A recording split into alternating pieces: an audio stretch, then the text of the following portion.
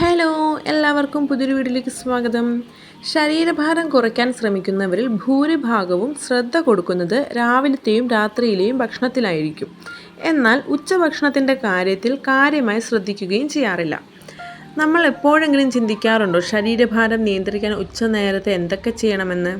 ഭാരം കുറയ്ക്കാൻ നമ്മൾ വെറും വയറ്റിൽ തേൻ കുടിക്കും, പഴങ്ങളും പച്ചക്കറികളും ഒക്കെ കഴിക്കാറുണ്ട്. എന്നാൽ ഉച്ചയ്ക്ക് എന്തെല്ലാം കാര്യങ്ങൾ ശ്രദ്ധിക്കണമെന്ന് നമ്മളങ്ങനെ ശ്രദ്ധ കൊടുക്കാറില്ല.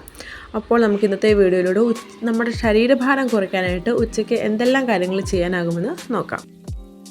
ഗ്രീൻ ടീ കുടിക്കുക. ഗ്രീൻ ടീയിൽ കാറ്റച്ചിൻ, കഫീൻ തുടങ്ങിയ സംയുക്തങ്ങൾ അടങ്ങിയിട്ടുണ്ട്. ഇത് മെറ്റാബോളിസവും കൊഴുപ്പ് എരിയിക്കുന്നതുമായി ബന്ധപ്പെട്ട് കിടക്കുന്നു. മെറ്റാബോളിസം ഉത്തേജിപ്പിക്കുന്നതിന് ഉച്ചയ്ക്ക് 1 കപ്പ് ഗ്രീൻ ടീ കുടിക്കാം. ആരോഗ്യകരമായ ഭക്ഷണം.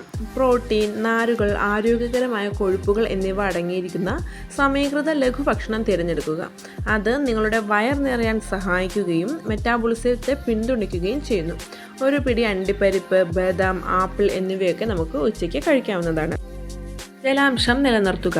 ആരോഗ്യകരമായ മെറ്റബോളിസം നിലനിർത്താൻ ദിവസം മുഴുവൻ ആവശ്യത്തിന് വെള്ളം കുടിക്കുന്നത് പ്രധാനമാണ്. നിർജ്ജലീകരണം മെറ്റബോളിസത്തെയും ഊർജ്ജനിലയെയും പ്രതികൂലമായി ബാധിക്കാം.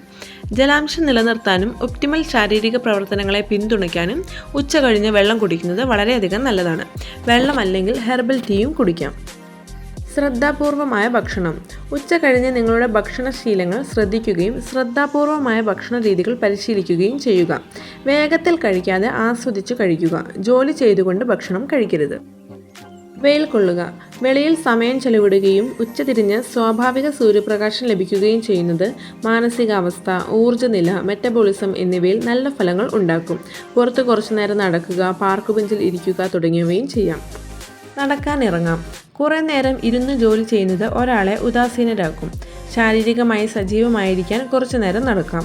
ശരീരം കുറച്ചുകൂടി ഫിറ്റാക്കാൻ ജോലിക്കിടയിലും കുറച്ചു നേരം നടക്കാം. ഓഫീസിനകത്ത് തന്നെ കുറച്ച് അങ്ങോട്ടോ ഇങ്ങോട്ടോ നടക്കാം.